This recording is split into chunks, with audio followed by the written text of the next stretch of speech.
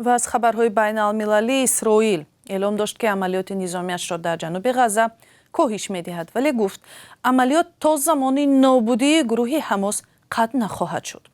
حماس را ایالات متحده و اتحادیه اروپا گروه تروریستی می‌داند، ولی طرفدارانش آن را بیانگر منفعت فلسطینی‌ها می‌شمارند.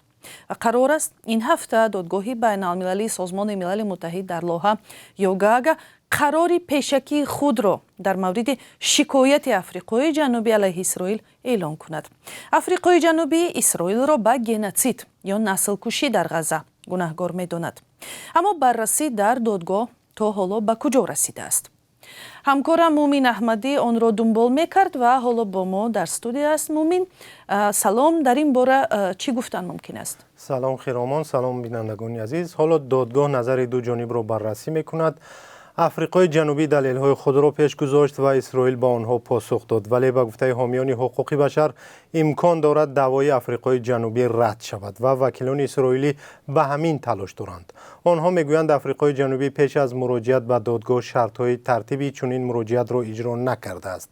بنابراین شرط‌ها آفریقای جنوبی اول میبایست مسئله را با خود اسرائیل در میان میگذاشت و تنها در صورت حل نشدن آن به دادگاه سازمان ملل شکایت میبرد. با وجود این دادگاه شکایت را قبول و بررسی کرد. حقوقشناس آفریقایی عادل حسیم در این محاکمه اسرائیل را با آن ایبدار کرد که 10 سالها باز علیه فلسطینی‌ها سیاست گنوسید یا نسل کشی را راه اندازی کرده است. ماجرای غزه، بمباران‌ها، تخریب شهرهای فلسطینی‌ها، بستن راه کمک‌های بشری، به هلاکت آدمان رسانیده شدن، از جمله زنان و کودکان را کشتن سبب شده است. حالا خطر بیماری و قحطی را در غزه به میان آورده است. نمایندگان اسرائیل گفتند که کشور آنها این جنگ را سر نکرده است، بلکه گروه‌های تندرو آن را راه اندازی کردند که موجودیت دولت اسرائیل را نمی‌خواهند.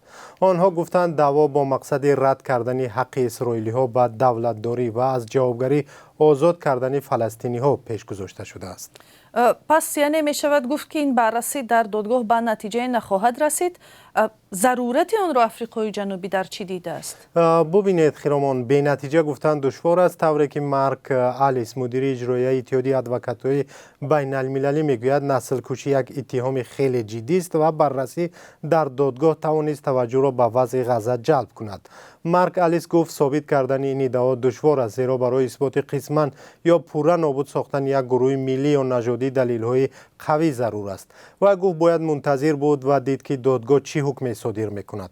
هیئت آن از 17 دادرس یا سودیه عبارت است، از جمله یک نفر از فلسطینی‌ها و یکی از اسرائیلی‌ها.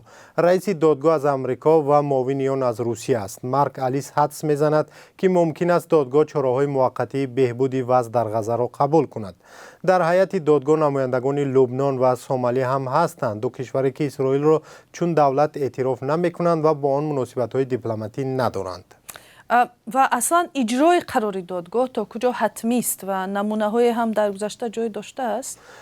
قرار دادگاه حتمی است و از بالای آن شکایت بردن ممکن نیست. در گذشته در آن قرار نسبت روسیه قبول شده بود در مورد حمله به اوکراین، ولی روسیه از اجرایش سرکشی کرد.